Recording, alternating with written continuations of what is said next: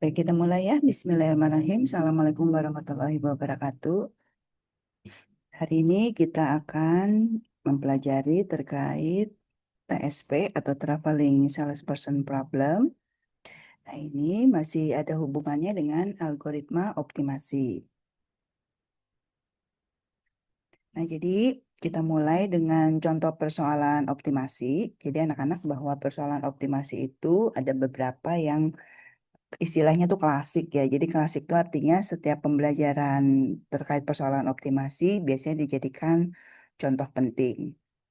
Nah, jadi kita ulangi lagi apa itu TSP. TSP itu singkatan dari The Traveling Salesperson Problem. Jadi di sini diceritakan ada seorang salesman, dia harus mengunjungi setiap kota tepat satu kali. Jadi tidak boleh dua kali atau lebih mengunjungi kota tersebut. Kemudian dia harus berangkat dari titik yang sama dan kembali ke titik yang sama lagi. Jadi titik awal dia berangkat sampai dengan dia kembali itu harus sama. Nah, jadi di TSP ini kita mencari rute terpendek yang bisa dilalui oleh salesman yang ingin mengunjungi beberapa kota tanpa harus mendatangi kota yang sama lebih dari satu kali. Jadi tugas kita adalah mencari rute terpendek. Karena untuk mengunjungi beberapa kota sekaligus, sebetulnya ada beberapa opsi rute. Ya, jadi TSP ini mencari rute terpendek. Nah, jadi TSP ini tidak harus seorang salesman, tapi juga bisa dikembangkan. Contohnya di sini untuk traveler ya.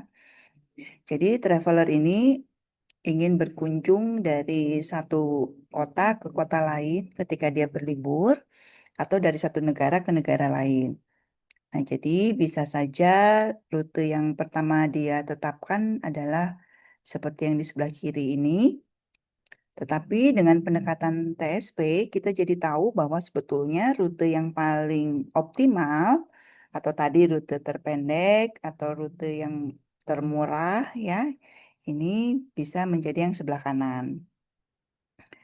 Nah, jadi kalau kita lihat bahwa dari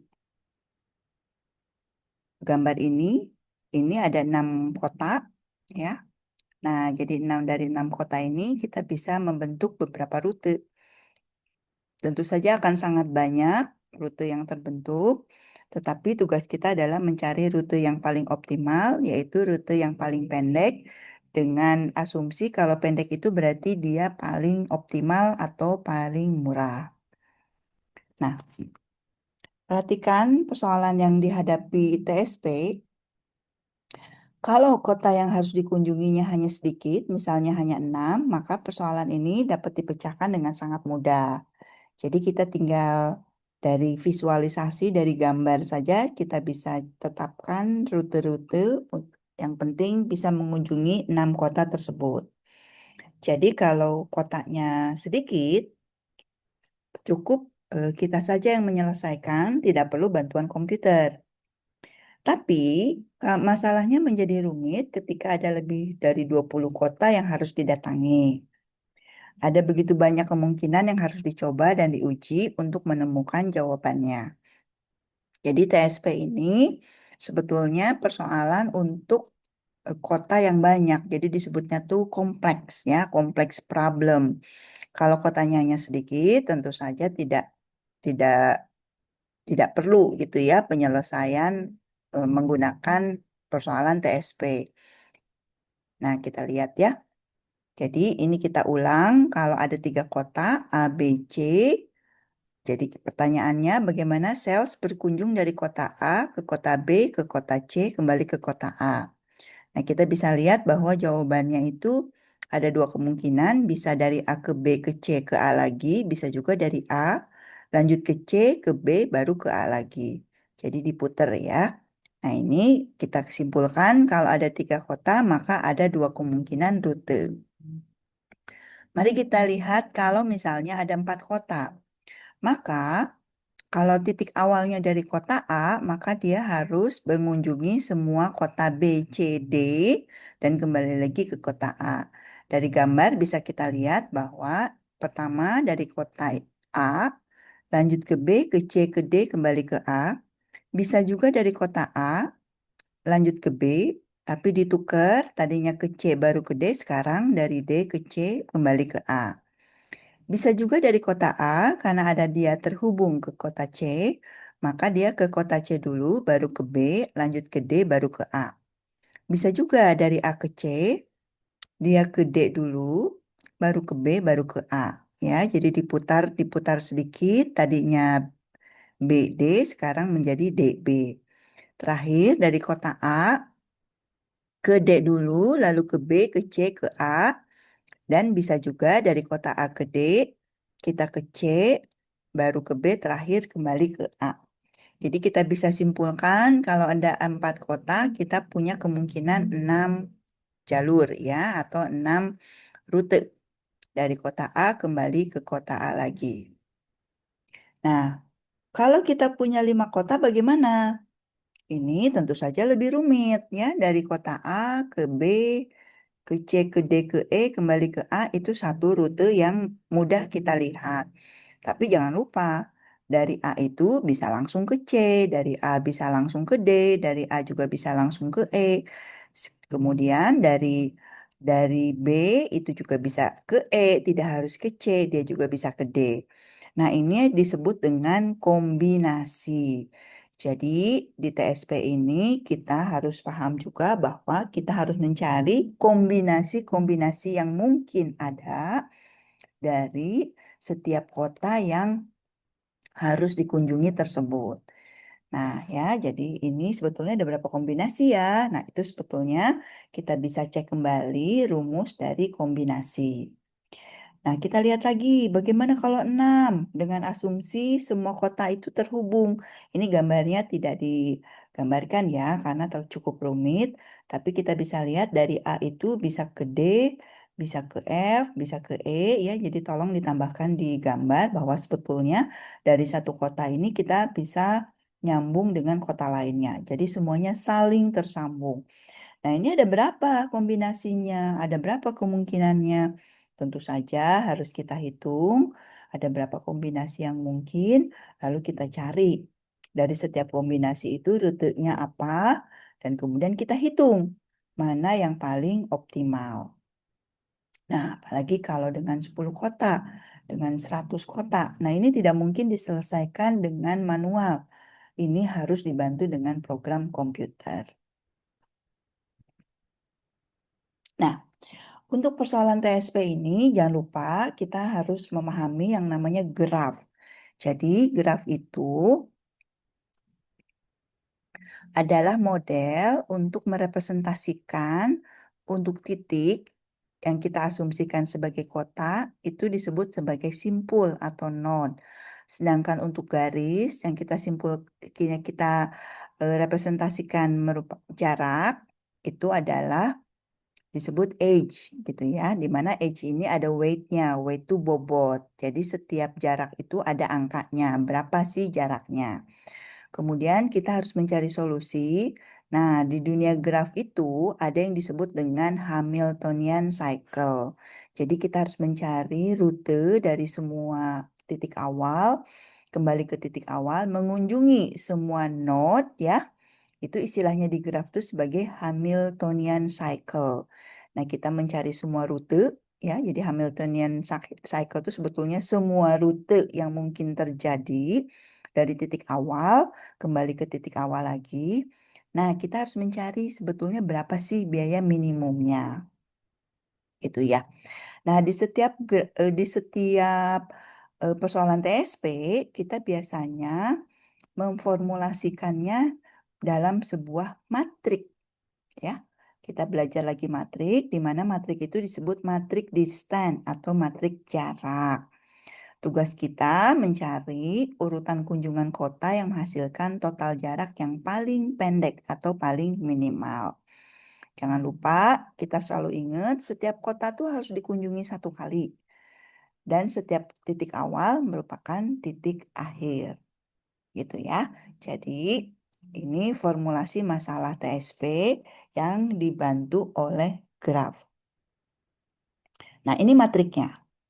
Ini disebut matrik jarak ya, karena dari setiap kota ini kita tentukan jaraknya ke kota sebelahnya ya, kita lihat.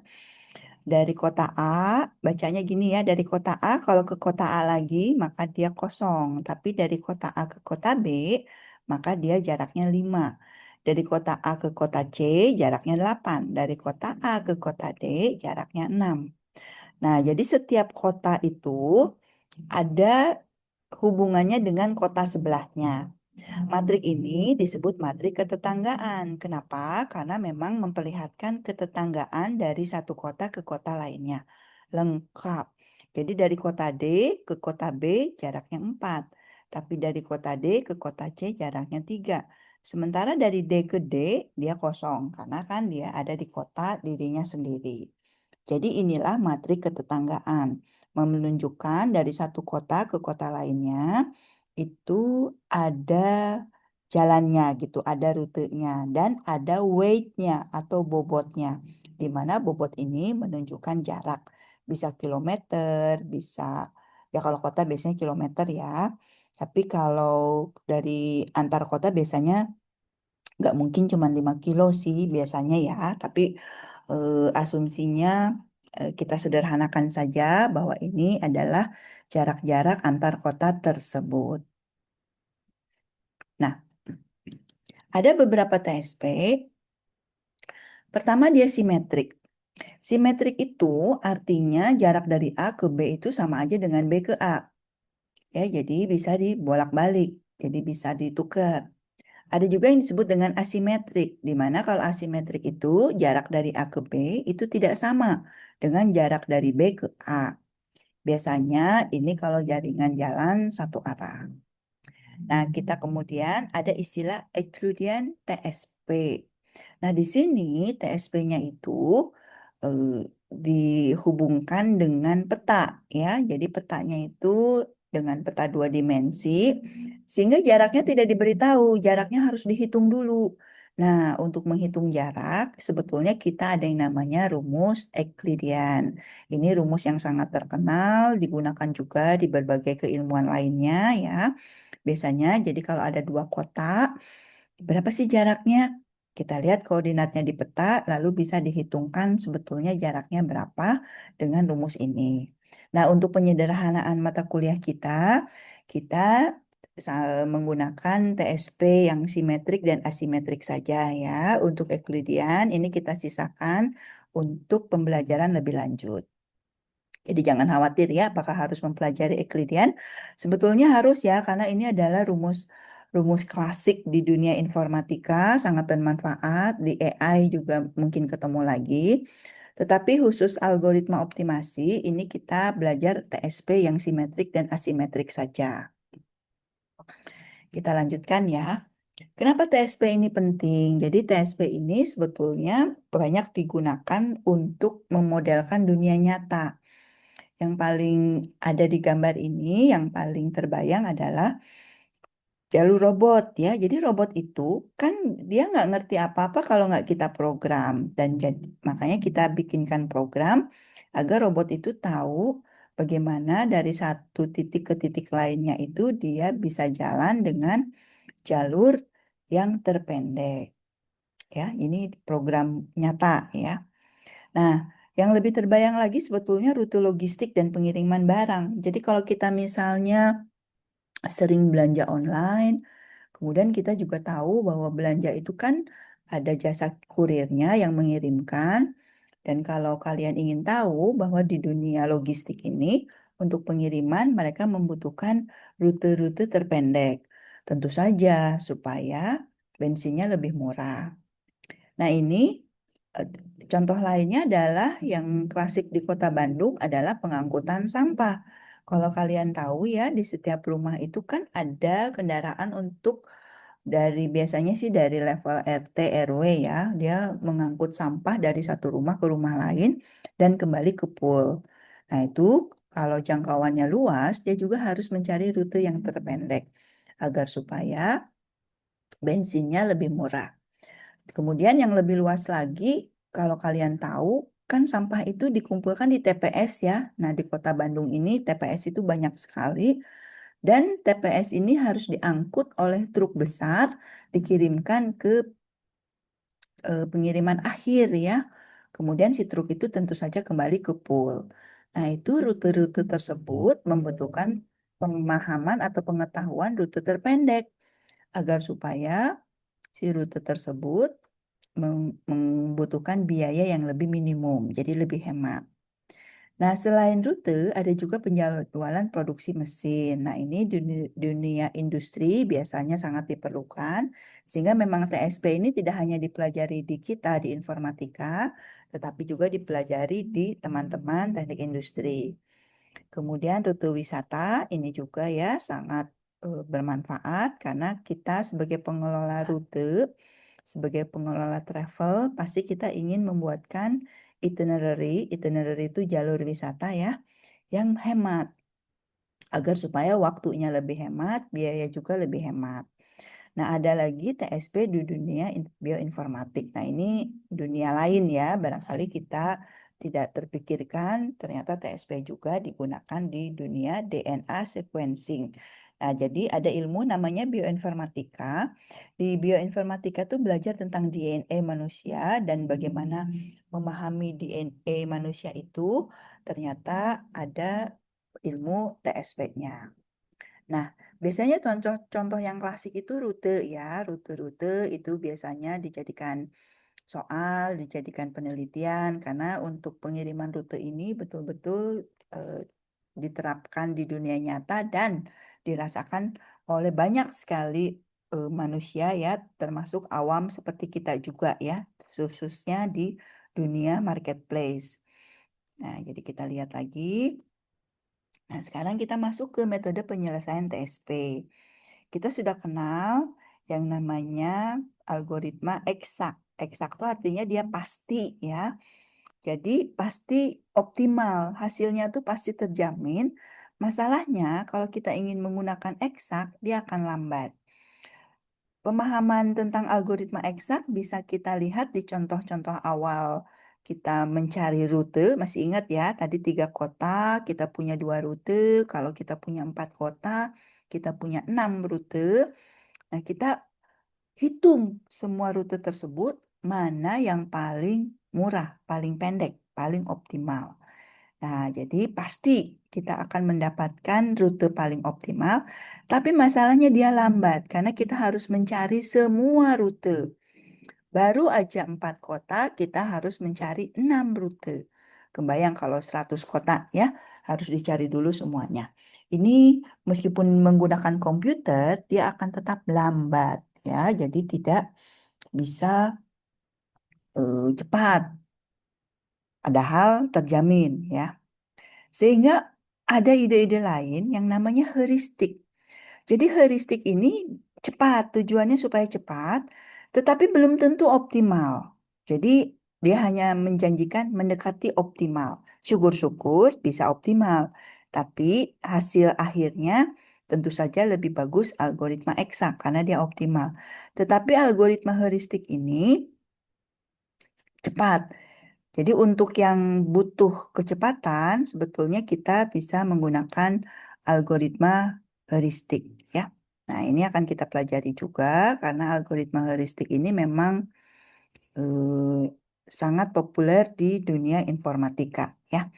Jadi ini nanti akan ketemu juga di AI. Jadi kalau kalian nanti belajar intelijensia buatan, ini ketemu lagi tentang heuristik. Nah, ada lagi yang lebih canggih namanya metaheuristik. Ini cocok sekali kalau persoalannya besar sekali atau kompleks ya, sampai kotanya juga ribuan. Jadi kalau misalnya kita ingin keliling dunia dari satu ke kota lain, tentu akan banyak sekali kota yang harus dikunjungi. Ya nggak usah keliling dunia ya, keliling Indonesia juga kan kita punya ribuan pulau itu. Kalau dari satu pulau ke pulau lain, gimana rutenya ya? Nah, ini tidak bisa diselesaikan dengan heuristik begitu saja. Ada lagi yang namanya meta heuristik. Nah, ini sangat canggih. Nah, tadinya saya ingin memperkenalkan salah satu metode metaheuristik namanya algoritma genetika. Asal kenal aja, asal pernah dengar ya. Kita juga punya metaheuristik lain namanya algoritma semut. Kita juga punya algoritma yang namanya PSO dan ada juga CSA. Pokoknya sebetulnya banyak sekali. Namun karena keterbatasan waktu, nanti hanya diperkenalkan saja. Nah, kita harus fokus ke algoritma eksak dan algoritma heuristik ini ya, karena sebetulnya kedua hal ini digunakan di informatika dan di keilmuan lainnya. Kita lanjutkan. Nah, untuk eh, algoritma eksak, sebetulnya ada beberapa. Yang pertama, tentu saja yang namanya brute force. Kita sudah tahu ya, brute force itu kita coba semua kemungkinan. Jadi di contoh awal, kita mencoba semua rute. Nah, dengan algoritma brute force, kita tahu kalau kita ada N titik atau N kotak, maka sebetulnya kita ada N-1 faktorial rute yang harus dicoba, rute yang harus dicari. Contohnya, kalau kita punya 4 rute, 4 rute ya. Nah, sorry, kita punya 4 titik, maka kita harus mencari 3 faktorial rute, di mana 3 faktorial itu adalah 6. Ya. Kalau kotanya hanya sedikit, hanya 3, bagaimana? Berarti kan 3 dikurangi 1, 2 ya, 2 faktorial. Berarti 2 faktorial itu adalah 2 dikali 1, di mana 2 dikali 1 adalah 2. Jadi anak-anak untuk brute force ini kita udah belajar yang awal-awal ya itu sebetulnya menggunakan brute force.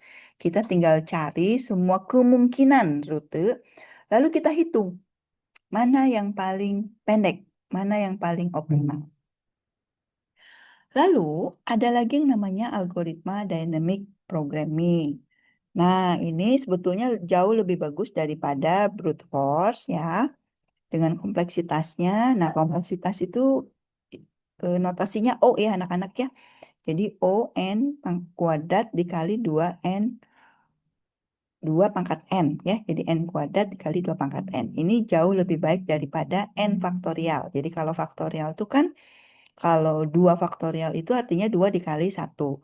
Kalau 3 faktorial itu artinya apa? 3 kali 2 kali 1 ya. Jadi tentang faktorial mungkin harus belajar lagi ya. Faktorial itu, N faktorial itu sama dengan N dikali N min 1 ya. Kali lagi. Misalnya kalau 3 faktorial, maka sama dengan apa? 3 dikali 2 dikali 1 ya.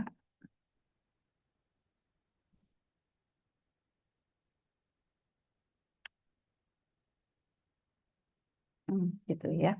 Jadi bagaimana kalau 6 faktorial? Kalau 6 faktorial berarti berapa? Harus 6 dikali 5 kali 4 kali 3 kali 2 kali 1. Berapa ini? Ya silakan dihitung ya. Jadi faktorial ini kompleks. Jadi banyak sekali yang harus dihitung untuk 7 kota aja dengan brute force kita harus menghitung 6 faktorial. Nah, sehingga ada Pak Held dan Karp ini mengusulkan algoritma namanya dynamic programming. Nah, ini jauh lebih ringan karena dia hanya mengalihkan N dikuadratkan lalu dikalikan 2 pangkat N. Jadi, kalau N-nya sama dengan 2, maka N 2 dikali 2 ya. Lalu dikali lagi dengan 2 pangkat 2. Gitu ya. 2 pangkat 2 kan 4 ya. Nah, jadi ini. Kalau N-nya 2, maka seperti ini. 4 dikali 4 Nah, ini jauh lebih baik ya dibandingkan kalau misalnya N-nya sama dengan 6, maka berapa sih kompleksitasnya? Kompleksitasnya adalah 6 dikali 6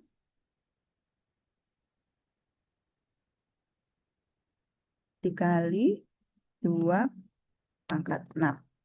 Nah, ini silakan dihitung. Dan ini menurut Held dan Karp jauh lebih baik daripada N faktorial, terutama kalau N-nya nanti 100, 1000 gitu ya. Jadi kalau kotaknya banyak, dia menjadi lebih baik. Mungkin kalau awal-awal kelihatannya lebih sederhana brute force, tapi brute force ini begitu N-nya naik dan membesar, itu menjadi lambat sekali. Ya, ini kita berkenalan ya. Ini cukup berkenalan. Kemudian satu lagi ada yang namanya branch and bound. Nah, ini cara lainnya lagi. Namanya branch itu dia mencabang, bound itu dia memangkas. Nah, ini dia memangkas kombinasi yang tidak optimal, jadi dibuang gitu ya. Nah, untuk eksak ini pasti optimal, tapi hanya efektif kalau kotanya sedikit di bawah 20 gitu ya. Jadi untuk algoritma optimasi ini jangan lupa ya anak-anak ya memang untuk menyelesaikan persoalan yang kompleks. Kompleks itu artinya kota itu harus banyak. Kalau hanya di 10 itu sebetulnya masih sedikit juga ya, masih bisa brute force. Tetapi kalau sudah lebih dari 20 kota, algoritma ini menjadi tidak efektif. Gitu ya. Kita lanjut dulu ya. Nah, kita lanjut ke algoritma yang akan kita pelajari sekarang. Ini namanya algoritma heuristik. Dia itu cepat, tetapi tidak menjanjikan optimal. Dia hanya janjinya itu mendekati optimal. Ada beberapa algoritma yang mudah.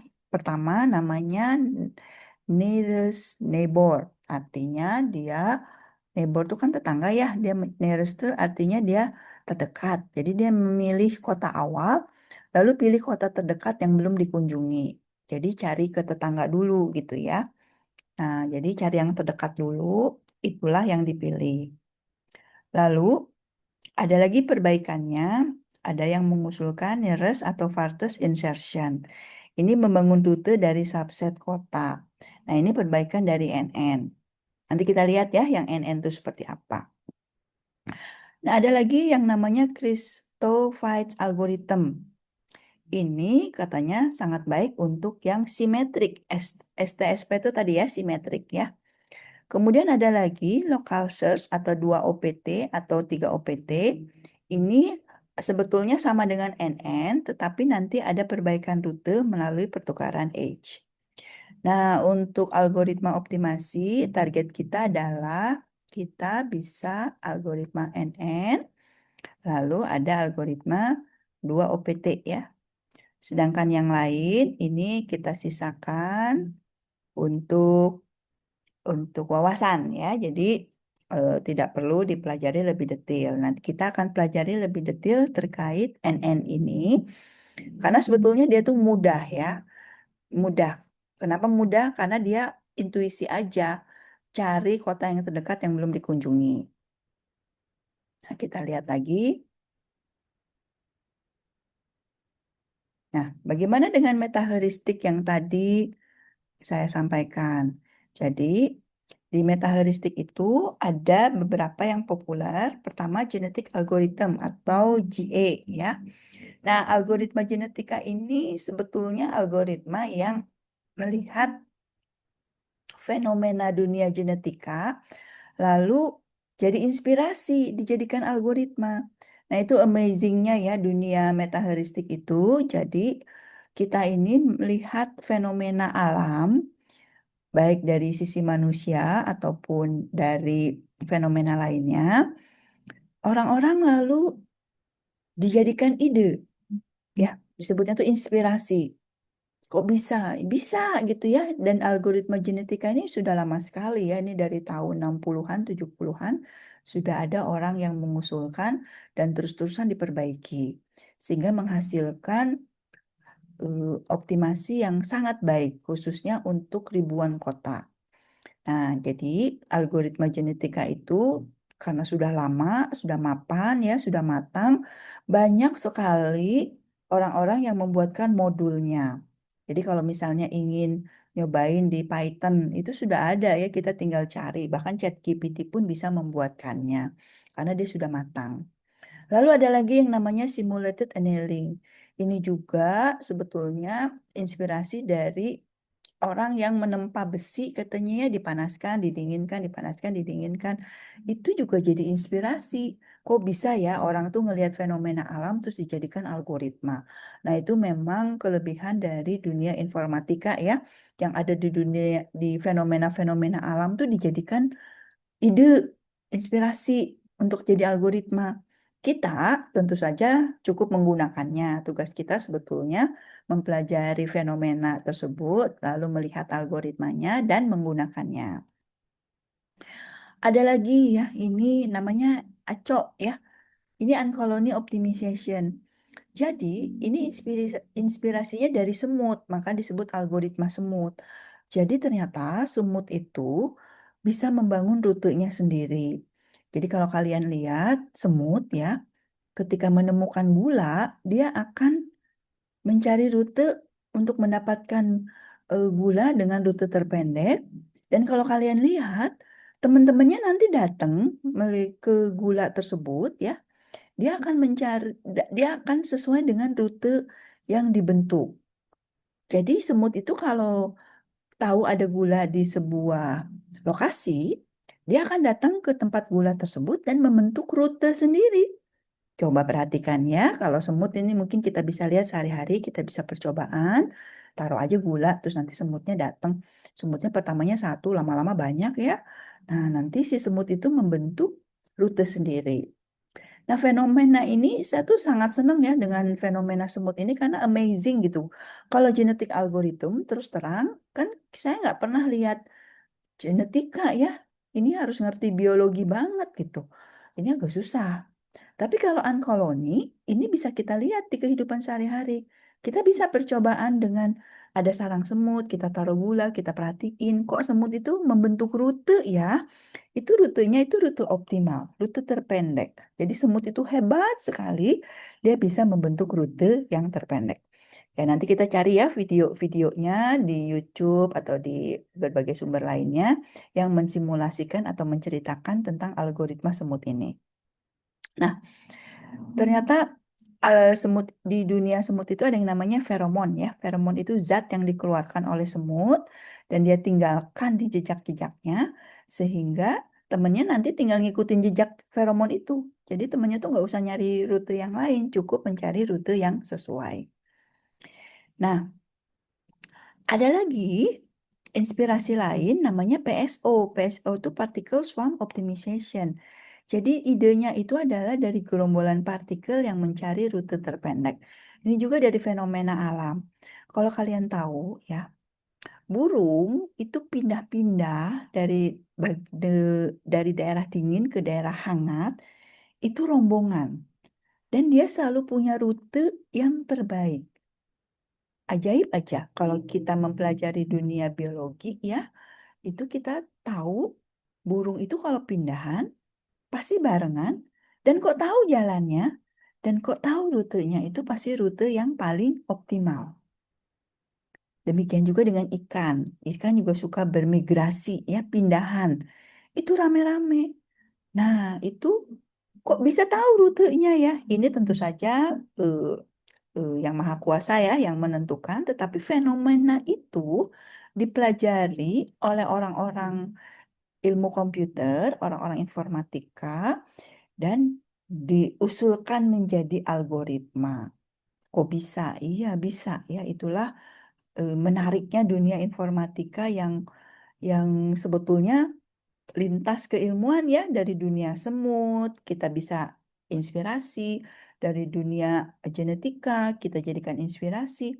Tentu saja algoritma-algoritma itu kita tinggal gunakan karena sudah ada yang menemukannya, kita tinggal gunakan untuk berbagai persoalan. Contohnya persoalan logistik itu. Nah, mudah-mudahan kalian paham ya. Nanti kalau perlu cari aja video-video bagaimana sih semut itu, bagaimana sih partikel swarm itu gitu ya. Sehingga kita bisa terinspirasi. Nah, untuk metaheuristik ini sebetulnya target saya sampai mempelajari metaheuristik, tetapi karena keterbatasan waktu dan berbagai kendala lainnya, ini disisakan sebagai wawasan. Nah, mudah-mudahan nanti saya bisa carikan video-video supaya minimal inspirasinya itu terbayang. Kok bisa ya, gitu ya, semut itu punya rute yang optimal. Gimana caranya? Tentu saja ini keajaiban alam ya. Inilah yang membuat dunia optimasi itu sebetulnya sangat menarik. Jadi kalau pakai brute force itu mudah gitu ya, pakai heuristik juga dipelajari di AI. Tapi kalau sudah meta heuristik itu betul-betul canggih ya, karena dia bisa untuk ribuan kotak untuk persoalan yang sangat kompleks. Nah, kita yang kuning-kuning ini target kita ya. Jadi hari ini pelajari nearest neighbor, tapi algoritma genetika juga diperkenalkan ya. Nanti kita ada sesi untuk memperkenalkan algoritma genetika. Jadi kita ada 3 algoritma yang harus kita kuasai atau kita ketahui untuk menyelesaikan persoalan TSP. Bagaimana dengan algoritma yang lain? Itu tentu saja sangat boleh dijadikan wawasan, bahkan dijadikan tugas akhir. Karena masih jarang ya tugas akhir yang terkait dengan optimasi. Padahal sangat penting. Beberapa tugas akhir ada juga dia misalnya mencari penjadwalan, penjadwalan kuliah, penjadwalan praktikum, itu menggunakan algoritma genetika. Itu sudah sangat banyak. Kalian boleh searching, boleh googling, boleh tanya ChatGPT juga, itu contoh-contohnya sangat banyak di berbagai kampus. Jadi memang sangat layak untuk dijadikan tugas akhir. Nah, untuk kuliah kita cukup perkenalan. Nanti disisakan ya, kalau ingin tugas akhir terkait optimasi, ini banyak sekali yang bisa dibedah, digali.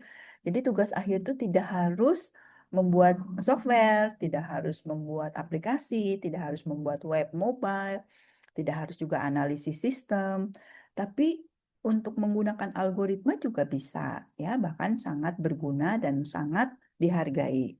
Terutama nanti dikaitkan dengan AI ya. Dengan intelijensia buatan ini sangat terkait. Metaheuristik juga diakui sebagai bagian dari intelijensia buatan. Gitu ya. Nah, mari kita lihat contoh sehari-hari nyari rute rute bus antar siswa ya. Karena kan kalau jemput anak itu dia harus optimal. Kalau enggak nanti jadi terlambat ya, jadi lama ya. Kemudian rute mengantar parcel. Kalau zaman dulu ambil tagihan telepon itu dari rumah ke rumah ya. Kalau sekarang sih tidak ya, tagihan telepon cukup online. Kemudian penjadwalan produksi juga sama. Nah, tetapi kalau produksi ini kita harus paham dulu ya dunia produksi. Nah, kita mungkin kita tidak pelajari lebih detail ya. Nanti kalau tertarik dengan dunia produksi dengan teman-teman teknik industri, ini nyambung juga TSP-nya.